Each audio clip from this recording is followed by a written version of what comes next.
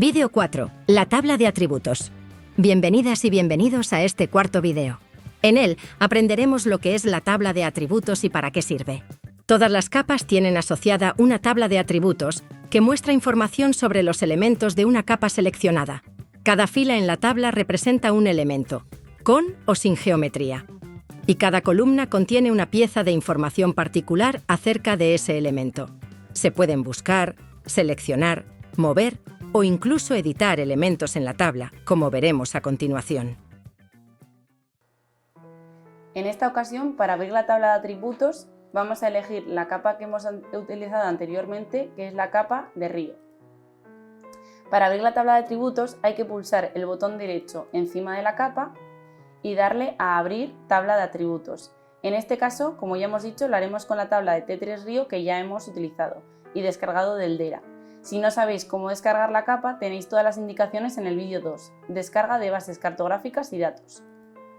Como vemos, tiene las características de una tabla, de las tablas con filas y columnas. El ID es un campo que crea QGIS por sí mismo, por lo que no debe ser modificada. Cada fila es un elemento, en este caso los ríos, y cada columna tiene unas características específicas. Ya hemos trabajado con la categoría y con el nombre, la categoría para clasificarlos y visualizarlos, y el nombre a la hora de hacer las etiquetas. Para seleccionar algún elemento podemos hacerlo desde aquí. Por ejemplo, podemos elegir alguno que se esté visualizando de primera categoría, como puede ser el río Guadalquivir o cualquier otro.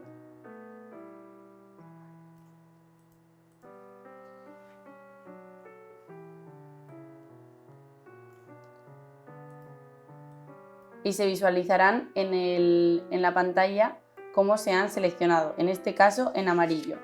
Para deseleccionarlo basta con darle en el menú superior a deseleccionar todos los elementos de la capa. Otra opción que tenemos en la tabla de atributos es reordenar las filas. Para ello, por ejemplo, si queremos ordenar los nombres por orden alfabético, es suficiente con darle doble clic encima del nombre. En este caso vemos que se nos han ordenado de la A a la Z, y si le volvemos a dar doble clic se ordenan de la Z a la A. También se pueden editar los elementos que vemos en la pantalla. Por ejemplo, le damos a categoría, seleccionamos el río Guadalquivir, que es de primera categoría, y podríamos editar, en este caso, su nombre, su categoría o cualquiera de sus aspectos. Además, para saber dónde se ubican en el mapa, podemos seleccionar, ver y zoom a la selección, en la que se nos hará zoom al elemento que tengamos seleccionado. Volviendo a la tabla de atributos, que ya teníamos abierta y con el río Guadalquivir seleccionada, también se pueden incluir y eliminar columnas de información. Para añadir una columna es necesario seleccionar en el menú superior Añadir campo. En este caso debemos elegir el nombre de la columna y el tipo de campo. Puede ser, por ejemplo, el caudal de los ríos. Y en este caso debe ser un número real que tenga una longitud, por ejemplo, de 20 dígitos. Le damos a aceptar y vemos cómo se ha creado la columna. Aquí podemos ir añadiendo, si tuviéramos, los datos del caudal de todos los ríos que necesitamos. También se puede borrar el campo. Al lado de la opción anterior podemos borrar el campo, elegimos la columna que acabamos de crear, le damos a aceptar y se ha borrado. Una herramienta útil de la tabla de atributos es que puedes añadir características de las capas de la misma. Para ello, abrimos la calculadora de campos, que está al lado de las otras dos que habíamos utilizado anteriormente, y se nos abre un menú. En él vamos a crear, por ejemplo, una columna en la que se añada la información de la longitud de cada uno de los ríos. Para ello debemos seleccionar que el tipo de campo es un número decimal real y la longitud del campo de salida que sea 20.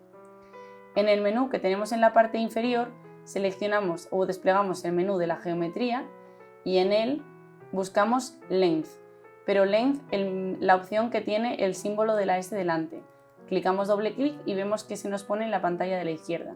A continuación le damos a aceptar y vemos que tarda un rato ya que está calculando la longitud de cada uno de los ríos que tenemos en esta capa. Una vez termina, vemos que tenemos toda la información de cada uno de los ríos y ahora, por ejemplo, los podríamos clasificar por su longitud en cuanto a las propiedades. En el caso de querer eliminar alguna capa, como ya hemos dicho antes, debemos seleccionar borrar campo, pero en este caso no lo vamos a hacer. Y como siempre, si cerramos el menú, la información se queda almacenada. Como siempre, debemos dejar de editar y guardar los cambios que hemos hecho y posteriormente en proyecto guardar todo lo que hemos avanzado en este vídeo. Quedaos para aprender más sobre esta increíble herramienta.